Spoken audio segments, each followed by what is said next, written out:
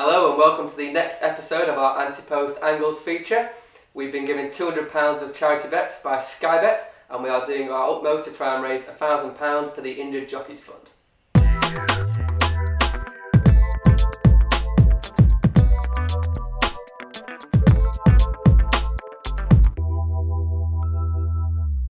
Right, so now we're going to focus on the county hurdle and Fletcher's got a fancy for this. Yeah, I like Blue Hell of Alan Fleming's. Very impressive in November when he won in Ireland.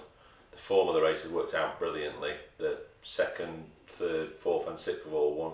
Henry Higgins, he was sixth that day, I think. He went out and won a coral hurdle in a Leopardstown over Christmas. Very impressive.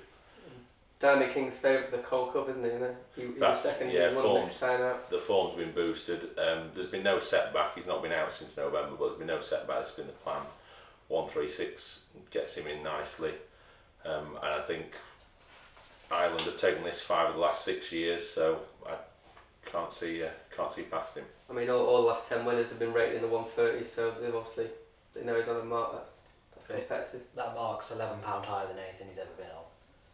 So he's gonna have to improve a lot for it. He won with plenty in hand the last time, and the horses he beat, Diamond King's rated sort of 141, and Henry Higgins, he could turn up again, and he's gone up as well. So he might, if there's a seriously unexposed horse in the race, then it might be worth looking. But I think this has been the plan. They've kept his mark as it was, and I think he's a good deal better than 136. I mean, Ireland have trained 7 of the last 9 winners as well, so I mean it's definitely a race that they have a good record in. Yeah, I mean I couldn't look past the Irish. I mean the only one of the Brits that I think is in and around his Superb Story of the Skeltons.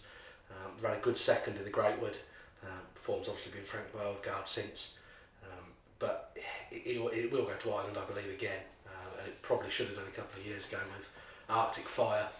I know a few of us think that he should have won that day. I'm not alone in that. I think Ireland have got this sewn up. They're really, really good with these handicaps. One that I would levy against the fancy ones would be Max Dynamite if he was to run. We all know his exploits on the flat and Melbourne Cup second, but we forget that in the summer he was a good second in the Galway Hurdle as well. It's a great fun. He's a classic performer. He's a good horse. Okay, he's a stayer on the flat, but he's got the pace for 2 miles over hurdles. He's gone up a little bit in the weights for that, but we know how good he is. Yeah, and he's trained by WP Mullins. He's trained by WP Mullins. He could be a flyer in the market. We don't know if he's going to run. They could wait for him, but they've said they're going to mix it up. Yeah, they have won the race 3 years as well in the last 10 years. He's one to not write off just yet. I mean, of the English Challenge, I really like a Ferdinand as a horse, but I think he will run at Sandown in the Imperial Cup, and I just think it's near enough impossible these days to do the double. And if he went straight to the county, I think everyone saw how he ran up from an impossible position in the Betford hurdle, but I think his chances are going to get scuppered by running the Imperial Cup. I think there is one from Britain that could run in the county hurdle that we're overlooking a little bit, and that's Wait For Me for the Philip Hobbs stable.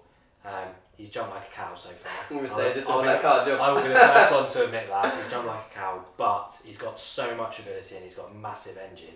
So if he pitches up here instead of the Supreme, I'd watch out. Sometimes these faster run races can just help him, can't they? I mean, when you're running around these lower tracks. I mean, Richard Johnson thinks he's fantastic, so who am I to argue? So Fletch, what is it? Well, you've not put me off, gents, so I'm going £20 win.